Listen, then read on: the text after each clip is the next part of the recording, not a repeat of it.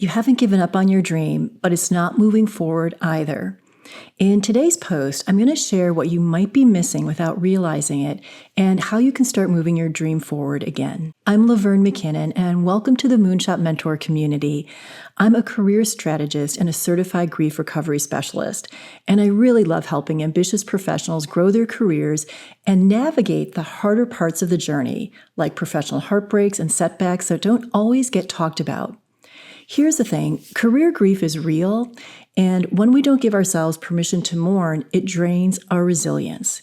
And resilience is what keeps you moving forward through life's ups and downs. So that's why my work weaves together the spiritual, the strategic, and the tactical so that you can build a career that's fulfilling and uniquely yours. One of my clients said to me, "I'm not ready to let go of my dream, but I'm so frustrated, angry, and sad that it's not happening yet." This is a particular kind of purgatory that I hear all the time from creatives, entrepreneurs, and ambitious professionals. The dream is still flickering, but the path forward is really muddy. So you're not giving up, but you're stuck in this weird stasis. I call it the no man's land. It's the career version of being stuck in a holding pattern, orbiting the runway with no idea when or if you'll be cleared to land. And the emotions that come with it, they can feel like quicksand. I'm mixing a lot of metaphors here. The harder you fight to stay positive and keep going, the deeper you sink. Now, here's the part that we often miss. That pain, it's not about the dream itself. It's actually about how long it's taking. You've given so much time, effort, heart, maybe years of your life, and the timing of that return on that investment is unknown. So you're not experiencing grief because the dream is gone. You're experiencing grief because the timeline that you built your life around to achieve this dream has come and gone. You don't need to let go of your dream to feel grief. You need to mourn the timeline that didn't hold. And for most of us, that timeline was built on a set of rules that promised if we followed them, success would come. I have been there. I have followed all of these rules. If I work hard enough, if I work smart enough, if I have the right mentors, if I'm low maintenance, if I'm bold, if I get the fellowship, if I'm talented and nice, and if I don't give up. We don't write these rules down, but we live by them, and they help us make sense of the grind to keep going. And when things get really, really hard, we cling to these beliefs, and they give us this thing to hold on to, especially when the outcomes feel uncertain. So I'm going to say something that you don't already know. When the dream stalls, it's not just frustrating, it's disorienting because a belief system we trusted to carry us through has turned out to be false. And whoa, if you're anything like me, that unraveling, it can leave you feeling so raw, especially when you start to realize some things are not just yours to control. I'm going to say that again. Some things are not yours to control, even when you've done everything right. Even when you've held up your end of the bargain. The hard truth, there are forces at play that have nothing to do with your effort or your worth or your talent. Industries contract. Tastes change. Gatekeepers turn over. I see this all the time in the entertainment industry. There are fewer opportunities, tighter budgets, and even more risk aversion than ever before. And so that means that brilliant, capable, hardworking people are being met with silence. And it's not because they failed, it's because the ecosystem has changed. It's easy to internalize that silence, to think to yourself, maybe I missed my shot, maybe I'm not who I thought I was, but that's actually not the truth. The truth is you can be ready and still have to wait. You can do your part and still need others to do theirs. You can want it so deeply and still not be able to force it into being. If you've been trying to muscle your way through uncertain timelines, it makes perfect sense that you're frustrated, angry, and sad, and really, really tired, which is why the next step isn't to push harder, it's to slow down and pause and take a different type of inventory through mourning. Now, mourning isn't the same as letting go. It's not about pretending that you're fine or moving on without feeling the weight. It's about telling the truth about what hasn't worked like clinging to a timeline that's not in your control, and making a lot of space to integrate that truth into the bigger picture of your journey.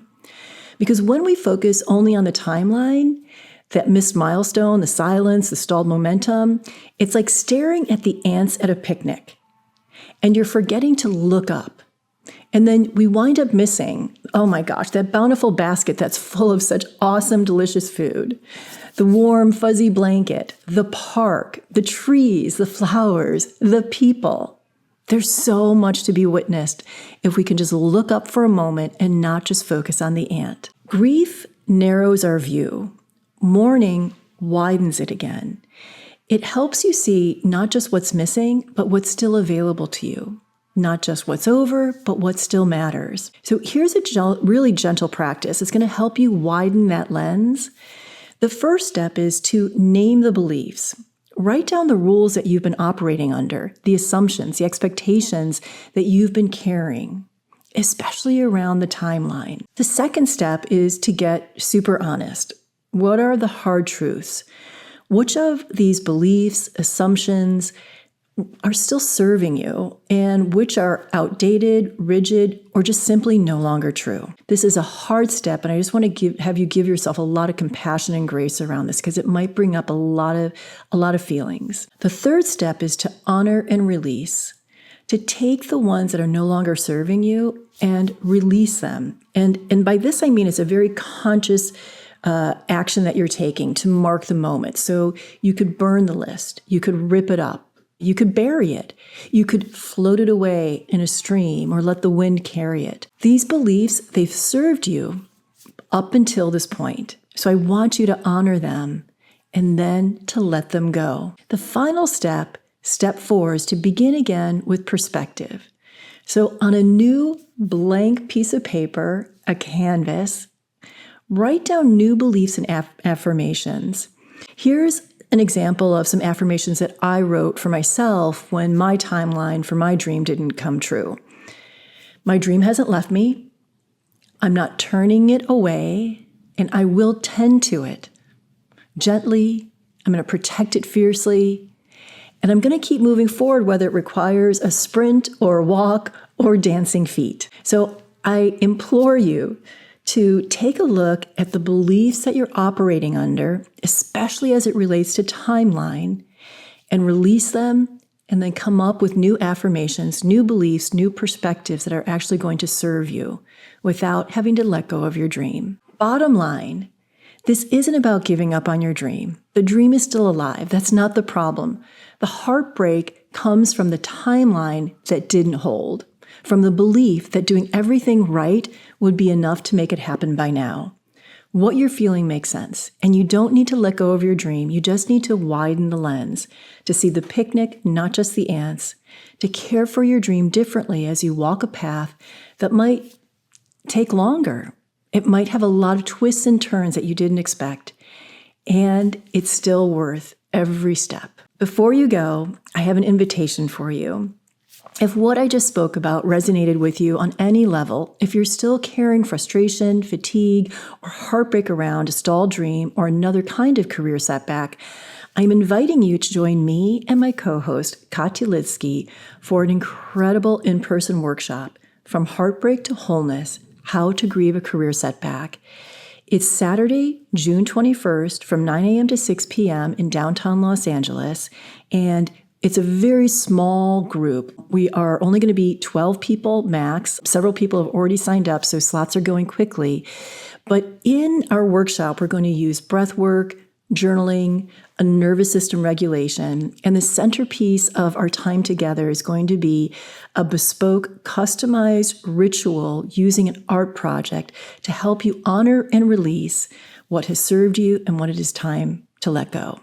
So you can find more information and a link to sign up in the show notes. You can also go to my website, LaverneMcKinnon.com, and there is more information and links there as well. Okay, that's it for today.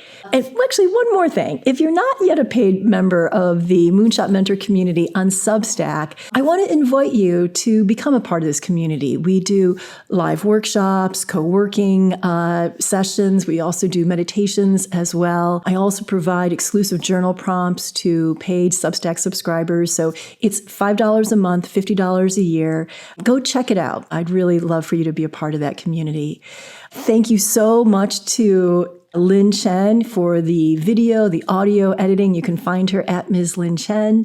Thank you so much for being with me today, and I look forward to seeing you next week. And in the meantime, keep going after your moonshot.